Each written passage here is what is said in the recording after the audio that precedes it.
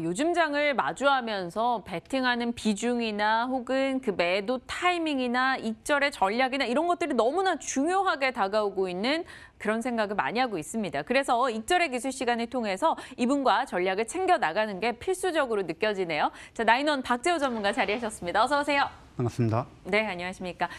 이렇게 기분 좋게 인사는 나눴습니다만 사실 시장을 보니까 조금 착잡하긴 해요. 지금 코스피가 3070, 코스닥은 936포인트로 결국 양지수 모두 하락 마감을 한 상황입니다.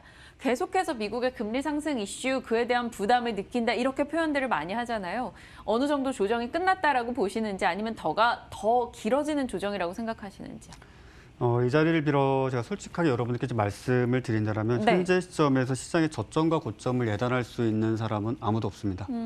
일단 좀 아쉬운 이야기가 될 수 있겠으나 일단 지금 현재까지 상황만을 놓고 본다라면 전반적으로 전 세계 증시가 하락의 명분을 찾고자 애를 쓰고 있는 듯한 분위기입니다. 네. 시장에 조금의 어떤 하락이라든지 조정이 발생하게 되면 국채금리 때문이다 또는 금리 때문이다 무엇 때문이다 뭐 여러 가지 이야기를 계속적으로 나오고 있는데 사실 그런 어떤 명분이 없더라도 시장의 어떤 조정이라든지 하락은 불가피하게 발생할 수 있는 구간 정도로 인식하시는 것이 좋을 것으로 좀 보여주고 있습니다.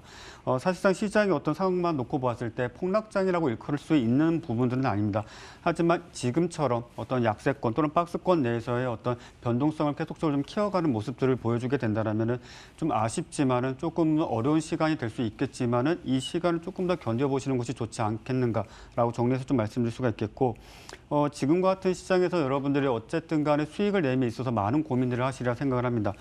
주도주가 없습니다. 그리고 테마주 역시 마찬가지로 순환매적인 어떤 특성에 따라서 중소형주 개별주들이 장중 급등과 급락을 보여주고 있습니다. 오늘 시장의 종목군들 상하의 어떤 VI 종목군들을 하나씩 모니터링 해보시면 잘 아시겠지만 장중 10% 이상 급등한 종목군들이 10% 이상의 또 급락을 하는 종목군들 역시 많습니다. 오늘 여차 또 잠시 후에도 말씀드리겠지만은 플러스 10% 이상의 갭상승한 종목군들도 반등 한 차례도 없이 계속적인 어떤 하락세를 좀 보여주는 그런 종목군들이 많은데 일단 지금 현재 시점에서 코스피 지수 3,050포인트 정도를 가격을 지켜주는지 여부가 관건이 될 것입니다. 좀 안정권으로 보게 된다면 3,100포인트, 추가적으로는 3,180포인트를 최종적으로 안착해주는 모습이 나타나야지 시장에 대해서 좀 긍정적인 비율을 좀 가져볼 수 있겠습니다.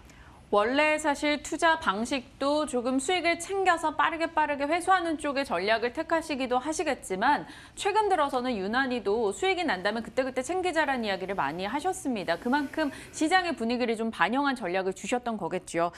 지금 시장에서요. 그럼 딱 봤을 때 이거 이제 익절이 필요해라고 의견을 주실 종목들 어떤 게 있을까요? 일단 먼저 다나를 좀 보여드리도록 하겠습니다. 앞서서 저희 다뤘었던 종목인데. 네, 그렇습니다. 상반된 의견이 좀 나올 수도 있는 부분들이긴 한데 어쨌든 이 방송을 보시는 분들께서는 실제 증권 계좌에 정말 피 같은 돈을 담고 거래를 하고 계신 분들이라 생각을 합니다.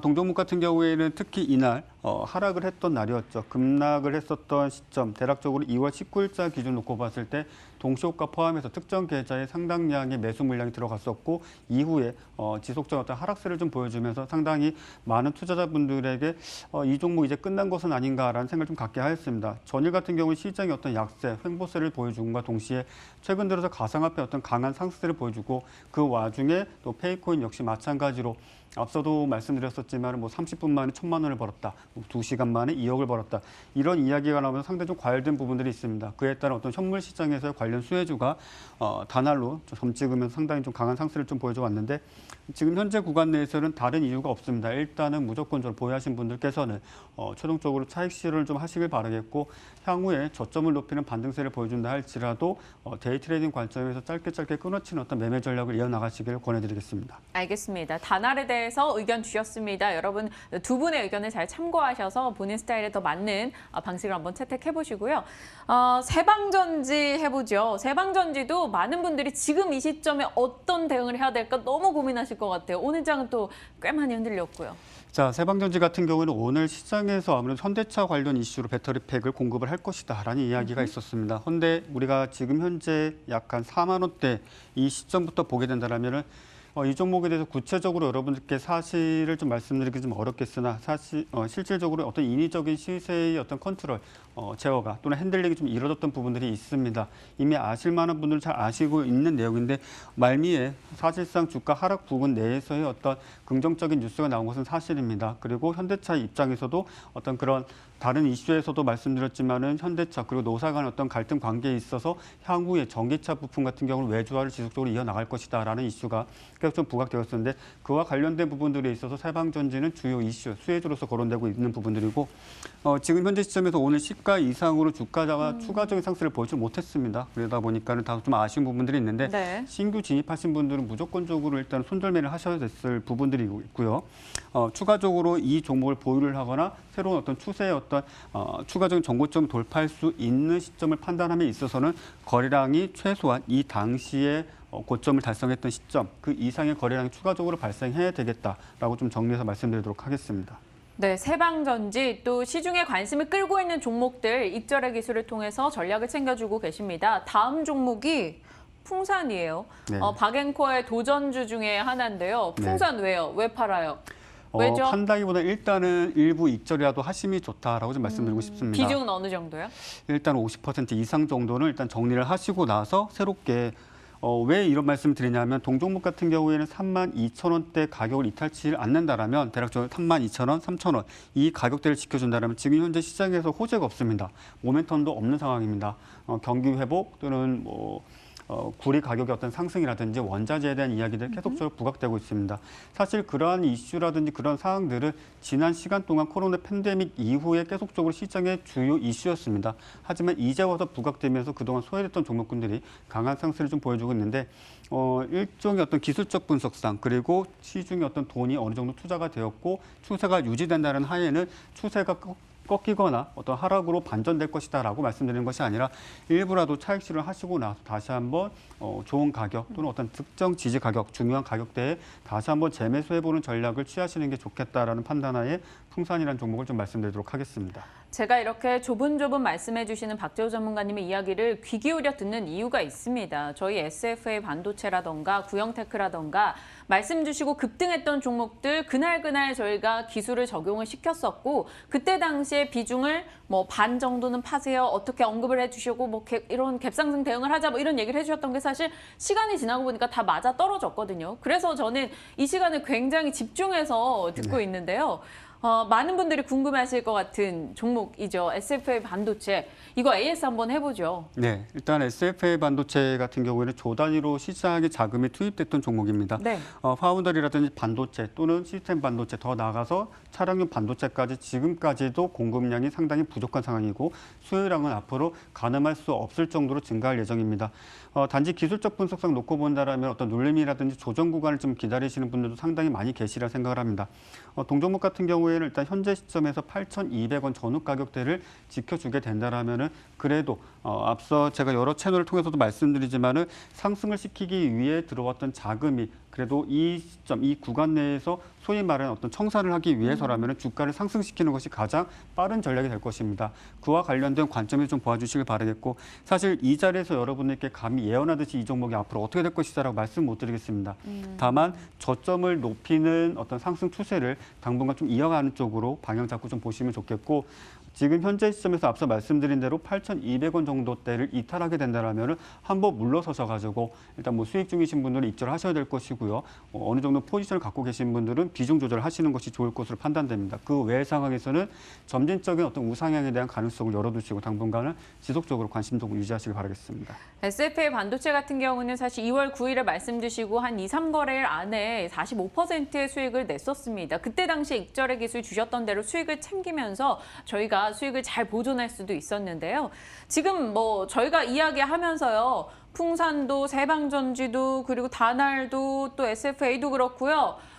이렇게 줄줄이 종목들에 대해서 익절 해주시면 저희가 그래요. 다 팔았어요. 그럼 뭐 사죠? 비웠으면 채우는 것도 필요하잖아요. 네, 일단 오늘은 DPC라는 종목을 좀 소개해드릴까 합니다. 소개인가요? 네. 공개적으로 이제 말씀드리는 거죠.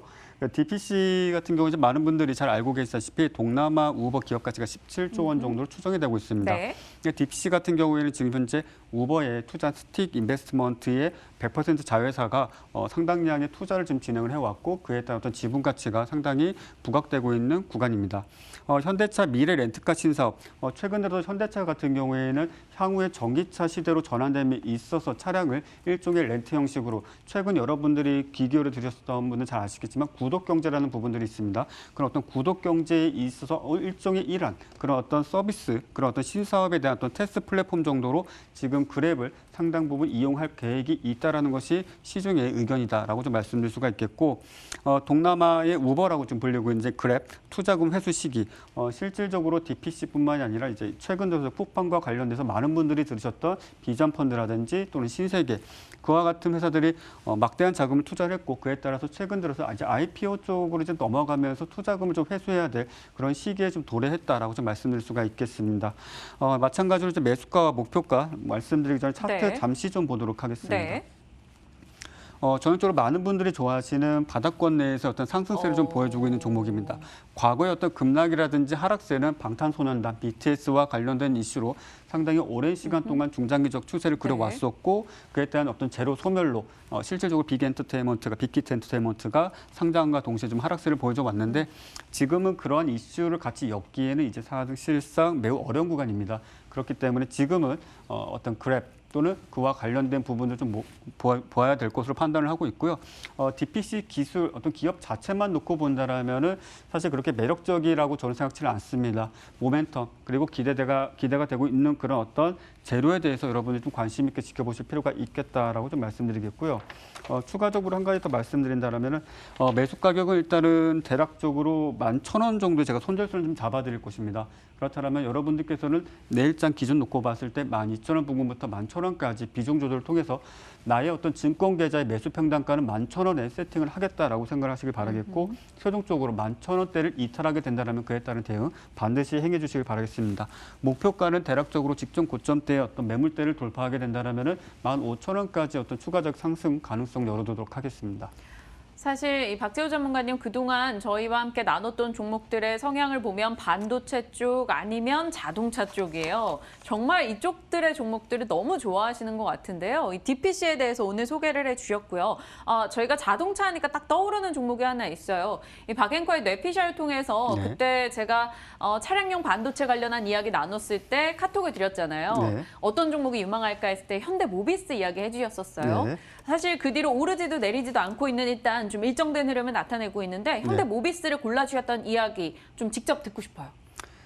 이 자리를 빌어서 사실 제가 약간 여러분들 시청자분에게 다소 충격적인 이야기를 들어도 될까요? 네.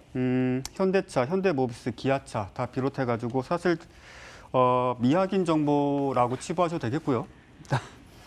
지난주까지는 애플카와의 어떤 협상이 진행되었던 걸로 사실 확인되었고요. 네. 뭐 최근 들어서 언론사에서도 그와 관련된 이슈 가능성 여러 곳에 나오고 있습니다. 해외 외신을 통해서 나오고 있고 현대모비스는 조금 다른 측면에서 볼 수 있겠지만은 사실 애플카 이슈는 소멸되었습니다. 최종적으로 협상은 완결되었고요. 지난주 최종적으로 목금에서 미국 현지에서도 최종적으로 완료가 되었다는 것으로 확인되었고요. 네. 현대모비스는 그와 좀 다르게 좀 보셨으면 좋겠습니다. 현대차 어떤 지배구조 개선에 있어서 그 중심이 현대모비스가 될 가능성이 매우 크다라는 측면에 있어서 좀 보아주시길 바라겠고 향후에 전기차의 어떤 지속적인 어떤 출시 잠시 후에 오후 4시를 기점으로 아이코닉 5 신차 출시가 이제 예정이 되어 있고 네. 그와 관련된 이슈 판매량도 대략적으로 현대차에서 추산하기로 필드에서 약 한 30조 정도까지 예상을 하고 있습니다. 그와 관련된 전기차 지속적으로 출시됨에 있어서 주요 부품 공급사로 그럴 수 있는 그런 기업이기 때문에 중장기적 관점에 있어서는 손색이 없는 종목이라 저 역시 판단하고 있습니다. 그럼 현대모비스가 32만 5천 원에 오늘 가격 마감을 했는데 네. 어느 정도 목표 라인 보시는지 짤막하게 잡아주시면. 목표 라인은 일단 지금 시장을 이기는 종목이 없습니다. 그래서 지금 자리에서 제가 정말 무당이 정말 칼날 위에 춤을 추듯이 어떤 그런 가격을 말씀드리기는 사실 좀 어려운 부분들이 있고요. 일단 시장이 어느 정도 안정권을 돌아선 이후에 제가 그런 부분들에 대해서 조금 더 명확하게 말씀드리는 것이 나을 것이라 판단합니다. 알겠습니다. 일단 뭐 애플카 이슈에 대해서는 지금 완전 소멸이 되었다라고 표현을 해주셨는데 저희 한번 봐야겠네요. 이 이슈에 대해서는. 그리고 현대모비스에 대해서도 지금 시장을 이길 종목은 없다라며 지금 시점에 목표가를 갖고 접근하기보다는 잠시 멈춰보자로 정리하겠습니다. 자, 오늘 나인원 박재호 전문가와 함께했고요. 자, 오르는 것에 지나치게 취하지도 그리고 떨어지는 것에 너무 매몰되지도 않는 심리가 필요한 오늘인 것 같습니다. 요즘 장에 대해서 여러분도 다시 한번 스스로 정비하시고요. 오늘 저희는 여기서 인사 나눌게요. 내일 이 시각 뵙겠습니다. 시청해주신 여러분 고맙습니다.